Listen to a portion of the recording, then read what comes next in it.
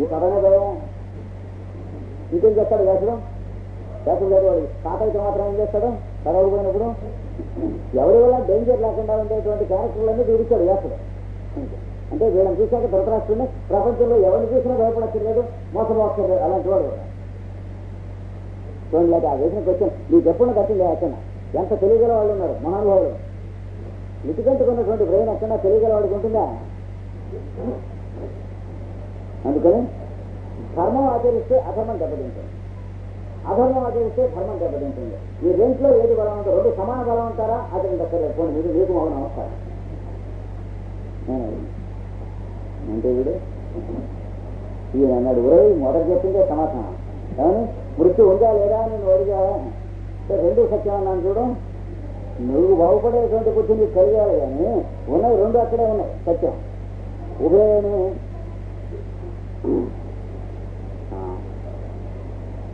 తత్రోపయుజ్యతే, ఉభయమేవ తత్రోపయుజ్యతే ఫలం కర్మస్య కర్మణస్యేతరస్య. ధర్మము కర్మము ఈ రెండింటికి కూడా ఫలితం. దీన్ని పెట్టి దాన్ని కొడితే ఆ ఫలితం నువ్వే తినాలి.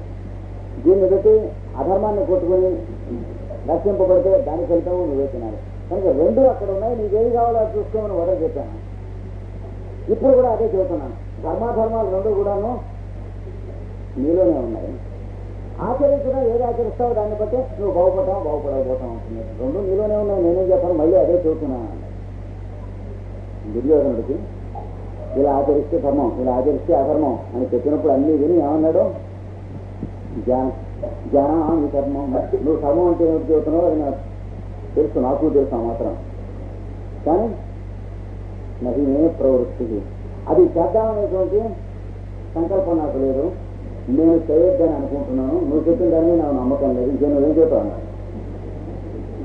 జ్ఞానామి అధర్మం నహిమే ప్రవృత్తి.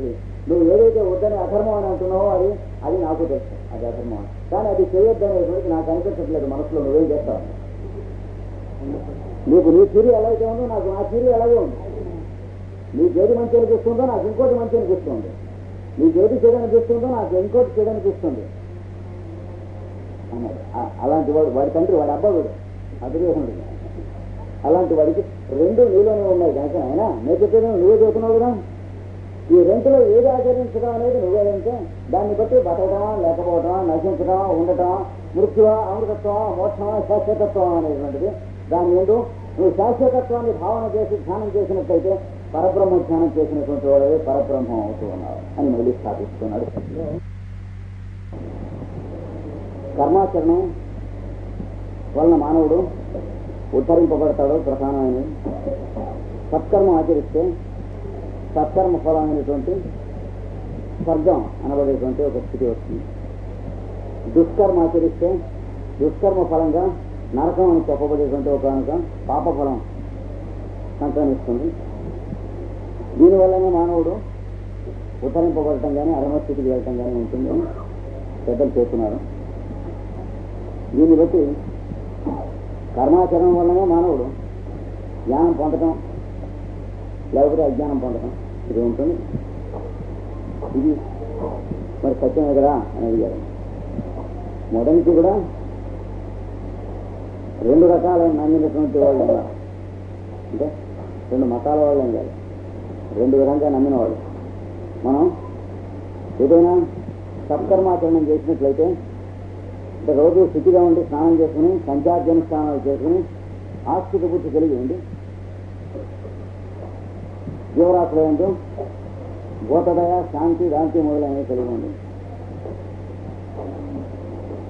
చేసేటువంటి పనులు యజ్ఞాగాది క్రతువులు మొదలైనవి చేసినట్లయితే, ఆరాధన విశేషాలు చేస్తూ ఉన్నట్లయితే, మంత్రపూతంగా వేదం చదువుకున్నట్లయితే, సత్సంకల్పంలో ఉన్నట్లయితే దాని వలన మనకి మనసుకి జ్ఞానం కలుగుతుంది. కలిగి ఇది చేయవచ్చు ఇది చేయకూడదు అనేటువంటి వివేకం దానంతటి ఈ సత్కర్మ ఫలంగా కలుగుతుంది. ఈ సత్కర్మాచరణం ఇంకా అభ్యాస పాఠానికి ఎక్కువైనప్పుడు కొన్ని 10 సంవత్సరాల జీవితంలో సత్కర్మాచరణం చక్కగా చేస్తూ ఉన్నప్పుడు మనకి మనస్సుకి చేయకూడదని అనిపించినటువంటి దుష్కర్మలు మానగల సామర్థ్యం, చేయవలన అనిపించినటువంటి సత్కర్మల్ని సంకల్పించి చేయగలిగినటువంటి సామర్థ్యము రెండు పుడతాయి. అంతకుముందు మనకి ఏది చేయకూడదని తెలిసినో అవి తెలుసును కానీ చేయకుండా మానలేం.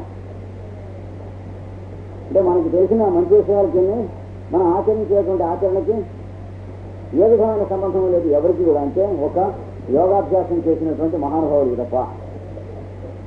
యోగాభ్యాసం అంటే సంప్రదాయ సిద్ధమైనటువంటి యోగాభ్యాసము పతంజలి భగవద్గీతాచార్యుడు చెప్పినటువంటి మార్గంలో యమ నియమ ఆసన ప్రాణాయామాది అష్టాంగములు అనుష్ఠానం చేసి గురువు దగ్గర అభ్యాసం చేసినటువంటి వాడికి మాత్రమే మంచి చెడు అని తెలిసినటువంటి వాటి ప్రకారం తాను మంచిని నమ్మినటువంటిది ఆచరించడం, తాను చెడుని నమ్మినటువంటిది త్యజించడం, ఈ రెండింటికి సామర్థ్యం కలుగుతాయి, అది చేయగలుగుతాం. మిగిలినటువంటి వాళ్ళం ఎంత చదువుకున్నా సరే, వేదాధ్యయనం చేసినా సరే, ఉపనిషత్తుల సమస్తం తెలిసినా సరే, పురాణాలన్నీ ప్రస్తుతం అవసరం లేకుండా నోటికి వచ్చేసినా సరే, ఏం చేసినా మనకి ఇది చేస్తూ ఉండడం వల్ల మనం చెడిపోతున్నాం అని తెలిసినా సరే అది చేయకుండా మానటం మన చేతిలో ఉండదు. లేదా ఇది చేస్తే వృద్ధిలోకి వస్తాం, బాగుపడతాం, శరీరం స్థూలం వస్తుంది అనుకోండి ఒక వయసు దాటాక. ఈ రకంగా రోజుకి 4-5 ఆసనాలు వేసి కొంచెం ప్రాణాయామం చేస్తే 10 నిమిషాల కంటే టైం పట్టదు. ఇది చేసినట్లయితే అవన్నీ తగ్గిపోతాయి అని ఆ పుస్తకాల్లో రాయడం కాకుండా చేసినటువంటి వాళ్ళని చూస్తున్నాం. మనం కూడా చేద్దామని అనిపిస్తుంది. రోజు చాలా టైం ఉండటం లేదు, కొంచెం విరామం కలిగినప్పటికీ చేద్దాం అని అనిపిస్తుంది. సరే, ఇంతలో సమ్మర్ వెకేషన్స్ రానే వస్తాయి. శరీరం వదిలిన టైంలో నమ్మకానికి ప్రతి శరీరానికి మధ్యన టైం లాగా సంవత్సరానికి మధ్యన సమ్మర్ వెకేషన్స్ వస్తూ ఉంటాయి. అప్పుడు మిగతా రోజుల్లో కన్నా పనులు ఎక్కువ వచ్చి పడిపోతాయంటే సెలవులు కనుక మిగతా పనులు చేసుకుంటూ ఉంటాం అనేటువంటి హడావిడిలో ఎక్కువ ఉంటాం. ఇది చేసుకుంటూ ఇంకా కొంతకాలం అయిన తర్వాత ఏమిటో ఇలాగే హడావిడిలు ఎక్కువగా ఉన్నాయి, ఉన్న పడాన్ని మొదలెట్టేస్తే వచ్చే నష్టం ఏంటి అనేటువంటి అనిపిస్తుంది. ఆ అనిపించకుండా మహాజ్ఞానోదయం జన్మకి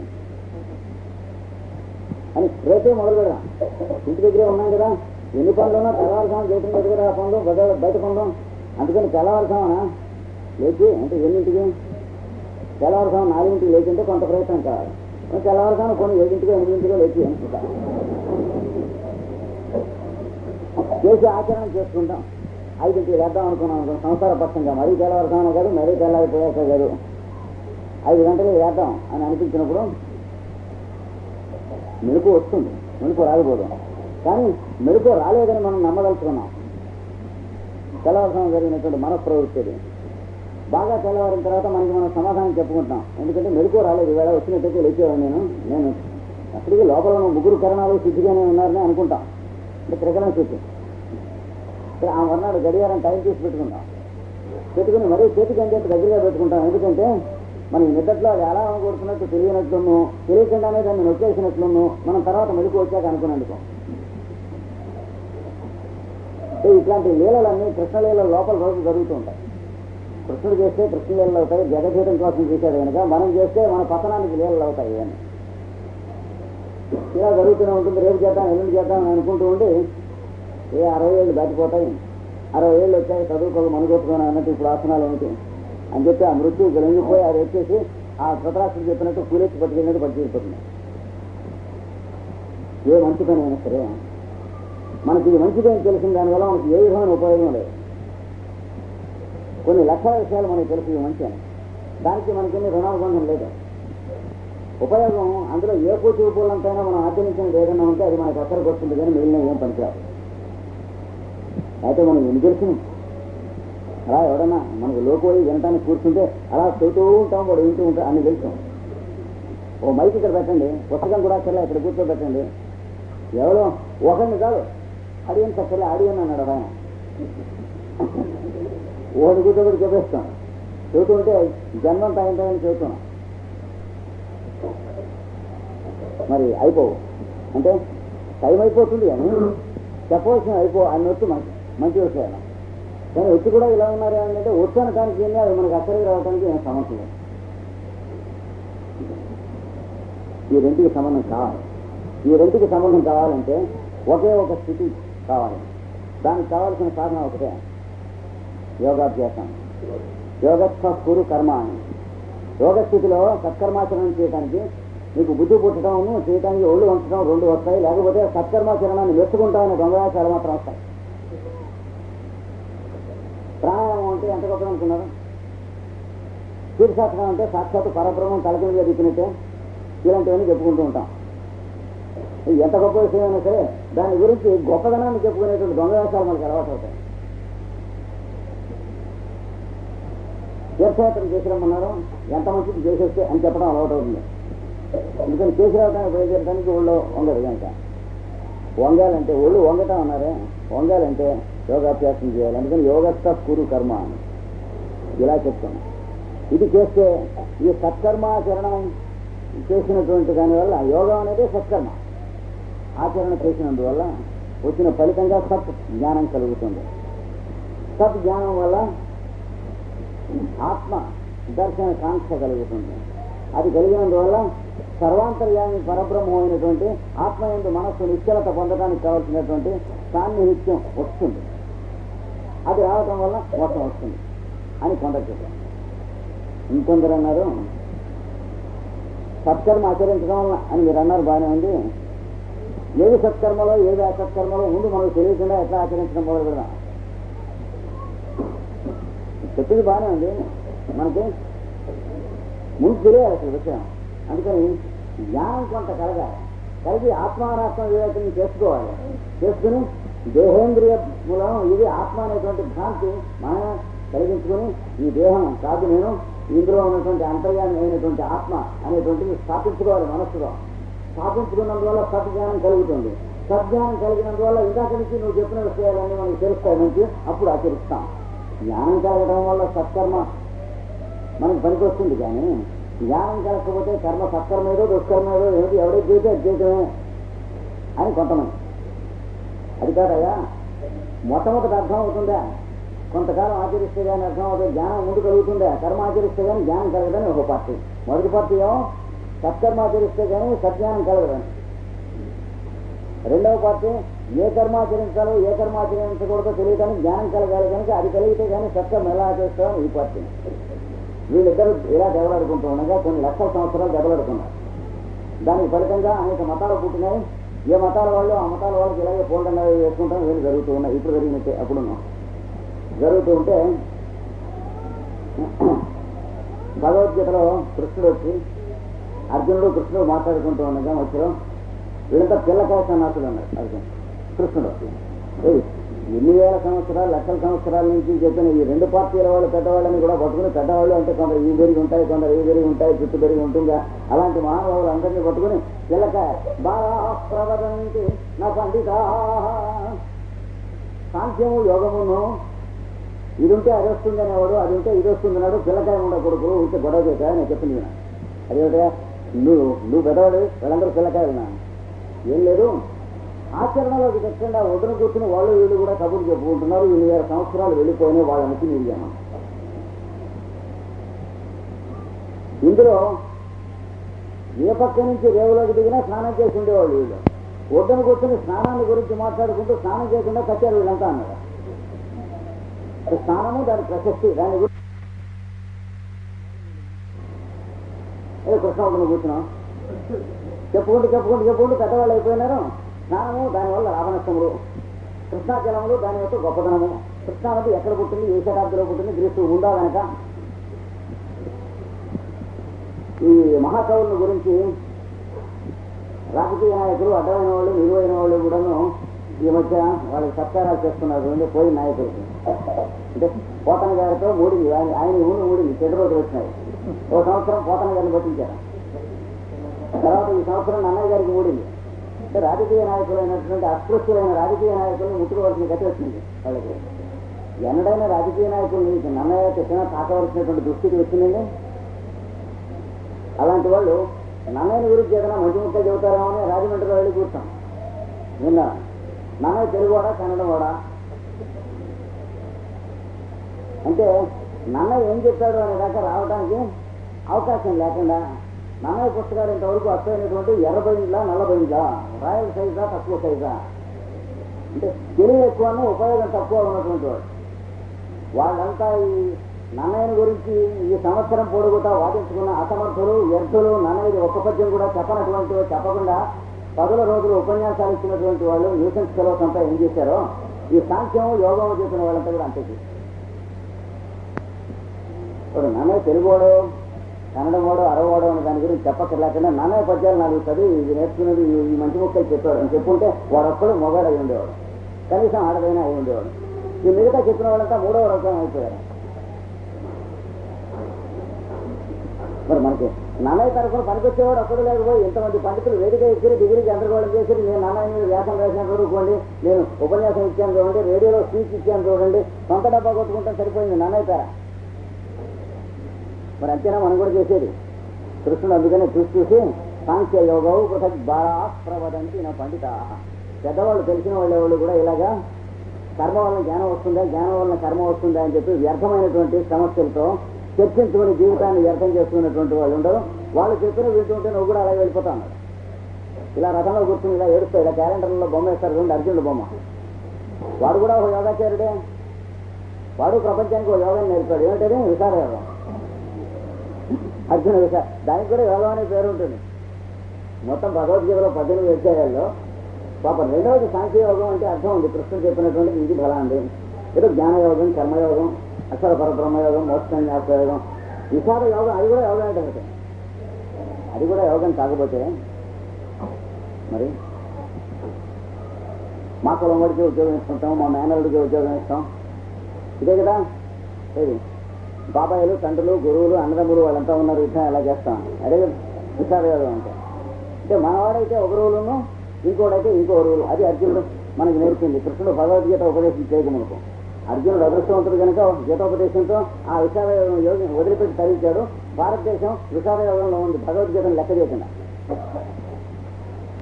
ఈ స్థితిలో ఉన్నటువంటి వాళ్ళు ధృతరాష్ట్రుడు మొదలైనటువంటి వాళ్ళు కూడా విని విని విని ఇందులో ఏ పార్టీలో చేరాలో తెలియక రాస్తున్నారు. ఇంకా వెళ్ళిపోబోయే వయస్సు వస్తుంది. ఈ ప్రశ్న వేసినప్పుడు ఎన్నాళ్ళ కింద ఎప్పుడు వేశాడు? మహాభారత యుద్ధానికి కొంచెం ముందు. అంటే పాండవులు వనవాసం, అజ్ఞాతవాసం అయిపోయిన తర్వాత ఉద్యోగ పర్వం అని ఉంటుంది భారతంలో. అంటే సమష్టి జాతీయంలో సమష్టి జాతీయం ఎప్పుడుందా అని చెప్పి శాంతి పర్వంలో వెతుక్కున్న వాళ్ళు ఉన్నారు, అనుశాసనిక పర్వంలో వెతుక్కున్న వాళ్ళు ఉన్నారు, మౌసుల పర్వంలో వెతుక్కున్న వాళ్ళు ఉన్నారు. చిక్కన్ గారు కూడా అలాగే వెతుక్కుని వదిలేశారేమో. కానీ ఈయన ఆయనకి చెప్పినటువంటి టైంకి యుద్ధానికి ఆటే రోజులు తేడా లేదు. పాండవుల అజ్ఞాతవాసం నుంచి తిరిగి వచ్చిన తర్వాత కానీ యుద్ధ టైంకి ఆటే తేడా లేదు. అందుకని ధృతరాష్ట్రుడు ఈయన వేసినటువంటి ప్రశ్నకి యుద్ధ సమయానికి ఆటే కాలం మధ్య వ్యవధి లేదు. అప్పటికి ధృతరాష్ట్రుడికి ఎన్ని సంవత్సరాలు ఉంటాయండి? ధర్మరాజుకి 90 సంవత్సరాలు, రాయబారానికి కృష్ణుడికి 90 సంవత్సరాలు. మరి ధర్మరాజుకి కొద్ది గొప్ప ఎక్కువ, కాస్త 1 సంవత్సరం ఎక్కువ. మరి ధర్మరాజుకి 90 అంటే దుర్యోధనుడికి కూడా 90 కదా, 91. దుర్యోధనుడికి 91 అంటే ధృతరాష్ట్రుడికి ఎన్ని ఉంటాయి? అయితే వాళ్ళు హోటల్ మెతుకులు అవి తింటారు కనుక వాళ్ళ ఆయుర్దాయం వేరు. హోటల్ మెతుకులు తింటాము, తర్వాత ద్రవ పదార్థాలు తాగడంతో పాటు పొగ తాగడం ఇట్లాంటివి చేయలేదు కనుక నన్ను వాళ్ళు ఎంత దుష్టుడైనా సరే ఏదో ఆచారకాండ ఒకటి ఉండేది జీవితానికి. ఏ సర్వలక్షణాల్లో ఏ లక్షణాలు లేకుండా అవలక్షణాలు అన్నీ ఉన్నా కూడా ఆచారకాండ, స్నానం, సంఖ్య మొదలైనటువంటి వాటిలో కన్నా సరైన పద్ధతిలో ఉన్నట్లయితే పూర్ణాయుర్దాయం చక్కగా బతుకుతాడని చెప్పాడు మనువు. ఆయుర్వేదంలో కూడా ఆచార్యులంతా చెప్పారు, సర్వలక్షణ హీనోపి సదాచారవాన్ నరహ. సమస్త లక్షణాలు లేకపోయినా సరే వాడు ఎదుటివాడికి పిల్లికి పెట్టం లేకట, అవుతే ఆ పిల్లి కర్మ కాల్సింది కానీ వీడికి బాగానే ఉంటున్నాడు వాడు. శ్రద్ధను అనకు శ్రద్ధ ఉండాలి. తను రోజు 10 సంవత్సరాల కిందట ఎలా చేస్తున్నాడో ఇప్పుడు కూడా అలాగే చేస్తూ ఉండాలి. వాడు చేస్తున్న దినచర్య అది కావాలట. అసూయ అనేది ఒకటి లేకుండా ఉండాలి. ఈ రెండు చూసుకున్నట్లయితే శతం వర్ష అని జీవతి 100 సంవత్సరాలు బతుకుతాడన్నది. అందుకని ధృతరాష్ట్రుడు అప్పటికి చాలా వయస్సు వచ్చేసి ఉంటుంది. అలాంటి ధృతరాష్ట్రుడు ఇప్పటికి కూడా ఏ పార్టీలో చేరుదామని చూస్తున్నాడు. ఏది సాంఖ్యం వాళ్ళలో చేద్దాం, యోగం వాళ్ళలో చేద్దాం. ఇప్పుడు యోగం వాళ్ళలో చేస్తే చదువుకోక మన్ను కొట్టుకోని అన్నట్టు ఈ వయసులో ఏ ఆసనం వేస్తాడు? యోగాభ్యాసం చేస్తే శవాసనం ఒకటి వేయాలి వయసులో. సర్వాంగాసనం కానీ పద్మాసనానికి కానీ కాళ్ళు పెట్టుకున్న కట్టె వచ్చి పొయ్యిలో పెట్టినట్టు విరుగుతాయి. చిన్నప్పటికి వేస్తూ ఉంటే 90 ఏళ్ళు వచ్చినా వేస్తాను కానీ అప్పుడు 60 ఏళ్ళప్పుడు 65 ఏళ్ళప్పుడు పద్మాసనం వేద్దామని వేస్తే ఆ కాలు విరిగి చేతిలోకి వస్తుంది. అందుకని ధృతరాష్ట్రుడు ఇప్పుడు యోగంలో చేరదామా సాంఖ్యంలో చేరదామా ఇంకా తేలలేదు. తేలక ఈ ప్రశ్న వేశాడు విని ఏస్మిన్ ధర్మ అని ఆచరణి చేసేటు ఏమయ్యా నువ్వు చెప్పినటువంటి ధర్మాలు సత్కర్మాచరణ మొదలైన చేస్తే ఇంత వాళ్ళు అవుతారు, మృత్యువు దాటుతారు అని చెప్పినటువంటి మాట నిజమే. ఎవరైతే వీటిని ఆచరించడం లేదో వాళ్ళు ఎందుకు ఆచరించడం లేదంటావు? తదా ధర్మాన్ కాశీ ఆచరణి కొంతమంది ఏమో ఆచరించేవాళ్ళు చూస్తున్నాం. ప్రపంచంలో ధర్మాచరణ చేసేవాళ్ళని కొందరిని, చేయనటువంటి వాళ్ళని కొందరిని కూడా చూస్తున్నాం. వాళ్ళని ఏమయ్యా నువ్వు ఎందుకు ఆచరించడం లేదు అని అడిగితే నోరు అంటారు వాళ్ళు. నీ సంగతి నువ్వు చూసుకో, నీకు నచ్చితే నువ్వు ఆచరించు, ఆ పైన ఆచరించిన వాళ్ళని చూసి నువ్వేం చేసేది ఏం లేదు, మా ఇష్టం మాది, నువ్వు నెత్తం తుండు వేసుకుని చక్కబో, మమ్మల్ని అడగడానికి నువ్వెవరంటారు. ఆచరిస్తున్న వాళ్ళని ఇంకా ఎవరైనా చూసి వాళ్ళిద్దరూ మానిపించడానికి అవకాశం ఉంది కానీ ఆచరించని వాళ్ళని ఆచరింపజేయడానికి అవకాశం లేదు. అంటే ఈ పెద్ద పెద్ద కంపెనీల్లో ఉద్యోగాలు చేస్తూ ఉంటారు. ఇండస్ట్రీస్లో అంటే అమెరికన్ కంపెనీలు, రష్యన్ కంపెనీలు ఉంటాయి. అక్కడ పనిచేస్తున్నప్పుడు డిన్నర్ పార్టీలు అవి జరుగుతూ ఉంటాయి. వాళ్ళకి సమావేశాలు అంటే 10 మంది ఆర్యలు చేరినటువంటి సభలు అనమాట. అందులో 10 మంది కలిసి మద్యం పుచ్చుకుంటూ ఉంటారు. అలవాట్లైన వాడు కూడా వాళ్ళతో పాటు కూర్చుని ఉంటాడు అనుకో. కూర్చుంటే వాడు కూడా పుచ్చుకోవాలి, లేకపోతే ఉద్యోగంలో ప్రమోషన్ రాదు. అందుకని బలవంతం అటు ఇటు చూసి వీళ్ళ పెద్దవాళ్ళు లేకుండా చూసి వాళ్ళతో వీడు కూడా ఒకటి చేరేవాడు ఉంటాడు కానీ వీళ్ళని చూసి వాడు మానేవాడు ఉండడు. ఎంత చదువుకున్నవాడైనా సరే కంపెనీలో మద్యం నువ్వు ఎందుకు తీసుకోలేదు అని అడిగేటువంటి సుఖులు గట్టిగా ఉంటారు కానీ కంపెనీలో బాగుంటుందా తీసుకోకపోతే నలుగురు తీసుకుంటూ ఉండగా అని అడిగేటువంటి నీచులు ఎక్కువ ఉంటారు కానీ తీసుకోనటువంటి వాళ్ళని మేము ఉంటూ ఉండగా మా కంపెనీలో నువ్వు గొడ్డలే మా పక్కన కూర్చొని ఎలా తాగుతున్నావు అని అడిగేటువంటి వాళ్ళు చాలా తక్కువ ఉంటారు. నువ్వు అడిగావు బాగానే ఉంది, నలుగురు తీసుకుంటూ ఉండగా మధ్యలో కూర్చొని తీసుకోకపోతే మర్యాదగా ఉండదు అన్నావు బాగానే ఉంది. నలుగురు మేము తీసుకునే వాళ్ళం ఉండగా నువ్వు మధ్యలో కూర్చొని తీసుకుంటూ ఉంటే బాగుంటుందా? ఇది అడిగేవాళ్ళు తక్కువ ఉంటారు, అది అడిగేవాళ్ళు ఎక్కువ మంది ఉంటారు. అది అడిగేవాళ్ళని చూసి భయపడేటువంటి వాళ్ళు ఒకళ్ళిద్దరు ఉండి తాగడం మొదలెట్టచ్చు కానీ మంచి రోజు పంచాంగం చూసి ఇది అడిగేవాళ్ళు ఎవరన్నా ఉంటే చూసి తాగుతున్న వాళ్ళు మానేయటం అనేటువంటిది సుతరాము జరగదు ప్రపంచంలో. కనుక ఎప్పుడు కూడా సత్కర్మాచరిస్తున్నటువంటి వాళ్ళని చూసి దుష్కర్మాచరిస్తున్నటువంటి వాళ్ళు మానేవాళ్ళు ఉండరు. దుష్కర్మాచరిస్తున్న వాళ్ళని చూసి సత్కర్మ కావాలని ఆచరించడం కాకుండా బలవంతాన స్నేహితుల వల్లనో మిత్రుల వల్లనో తల్లిదండ్రుల వల్లనో ఆచరిస్తున్న వాళ్ళు సత్కర్మ మానేయడానికి అవకాశం ఉంది. మనం ఏ శతాబ్దిలో అయినా చూస్తుంది, ఏ యుగంలో అయినా ఎప్పుడైనా అంతే. ఆస్తికుడు అన్నటువంటి వాళ్ళలో దొంగ నాస్తికులు ఎక్కువ మంది ఉంటారు కానీ నాస్తికుడు అని చెప్పి బోర్డు కట్టుకున్నటువంటి వాళ్ళలో దొంగ ఆస్తికులు తక్కువ మంది ఉంటారు. ఇక్కడ కొద్దిమంది ఉంటారు. నేను గుంటూరు హిందూ కాలేజీలో ఉద్యోగం చేస్తూ ఉండగా మాతో పాటు కొలీగ్ సతీర్థుడు ఒక ఆయన నేను గొడ్డు నాస్తికుడిని అని చెప్పుకునేవాడు. మనిషి అయ్యింది కూడా. ఆయన భార్యకి డబ్బుగా ఉంటే గదిలో లోపలన్నీ తలుపులు వేసుకుని ఆవిడకి డబ్బు తగ్గాలని చెప్పి పూజ చేసుకుంటూ టెంకాయకి తొండు కొట్ట చుట్టి కొట్టేవాడు. అంటే బయటకు వినిపించుకున్నా.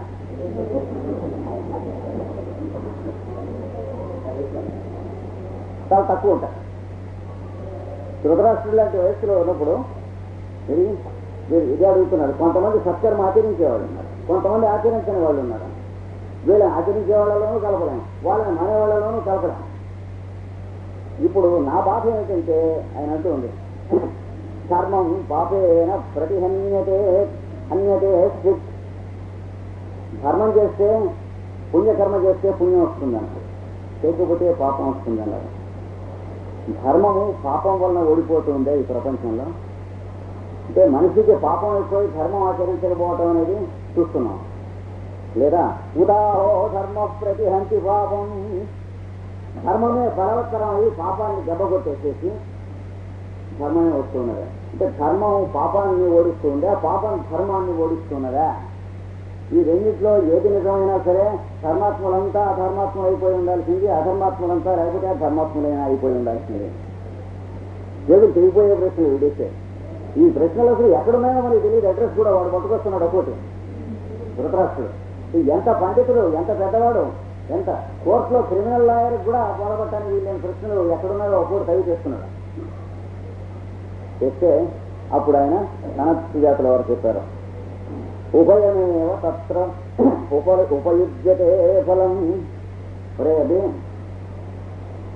రెండు కూడాను నిజమే నువ్వు చెప్పిందని బట్టి వీళ్ళు ఉన్నారు వాళ్ళు ఉన్నారని నువ్వు చెప్పి ఏది గొప్పదని అడుగుతుంటే ఏది గొప్పదనేది నీకు నువ్వు తెలుసుకుంటావు. చివరికి ఎన్ని కబుర్లు చెప్పినా నాకు నేను తెలుసుకుంటాను. ఒక 10 రోజులు ఇలా కూర్చుని వాదించుకున్నా వాదన జరుగుతుంది. అందులో ఎవడు గెలవటం ఎవడు ఓడటం వస్తుంది. కానీ నేను నమ్మితే నేనే నమ్ముతాను, మీరు నమ్మితే మీరే నమ్ముతారు. ఈ వాదన వల్ల ఏమీ పూర్తి లాభం లేదు, నష్టం లేదు.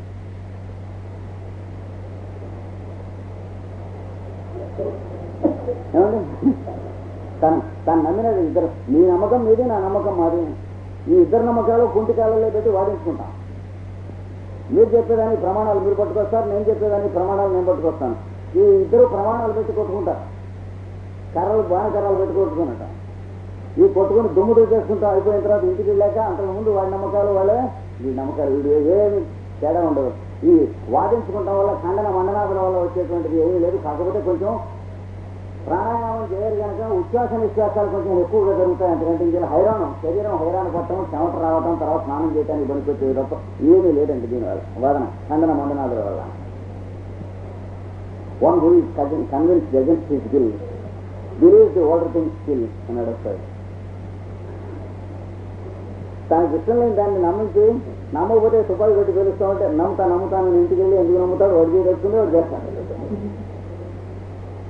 ఇది ఎప్పటికీ సత్యం ఇది చెబుతున్నాడు. అందుకని నువ్వు చెప్పినట్లు 2 పక్షాల వారు ఉన్నారు. ధృతరాష్ట్ర అయితే ఏది బలం అని అడిగావు కదా, కర్మం బలమా పాపం బలమా అని చెప్పి ధృతరాష్ట్ర అడుగుతుంది. ఎందుకంటే ఇంత పెద్దవాడి దగ్గర తెలుసుకుంటే ధర్మానికి పాపానికి సమానమైన బలమే ఉన్నదని ఈ సనత్సు జాతుల వారు అంత పెద్దవాడు చెబితే ఇంకా మన కొడుకులు చేస్తున్న పని మనం చేయనివ్వచ్చు, రాజ్యం మన కొడుకులకి అవుతుంది, పర్వాలేదు, వీరి ఆశీర్వచనం మన 100 మందిని చిరంజీవులుగా వీరి చేత ఆశీర్వదించినట్టు అవుతుంది. వీరికి తెలిసినా తెలియకపోయినా ఆయన తెలియకుండా కూడా ఆయన ఆశీర్వాదాలు మన పిల్లకాయ చేత పొందొచ్చు.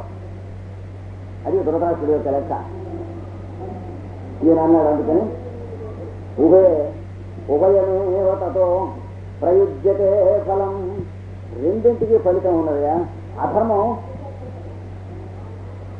కర్మాన్ని పుణ్యాన్ని దెబ్బకొట్టి ఆపేసిన వాళ్ళు ఉన్నారు. నువ్వు చెప్పినట్టు ధర్మం పాపాన్ని ఆపేసి ఆ రోజు నుంచి తను చేస్తున్న చెడ్డ పనులన్నీ మానేసి, తాగటం మానేసి, చీట్ల పేకాడటం మానేసి, భూతదయ శాంతి దాంతి కలిగి ఒక్క రాత్రి మారిపోయినటువంటి వాళ్ళు ఉన్నారు. ఇలా మారిపోయినటువంటి వాళ్ళ గురించి అడిగితే ఏం లేదంటే పూర్వకర్మ ఫలం అండి అంటాం.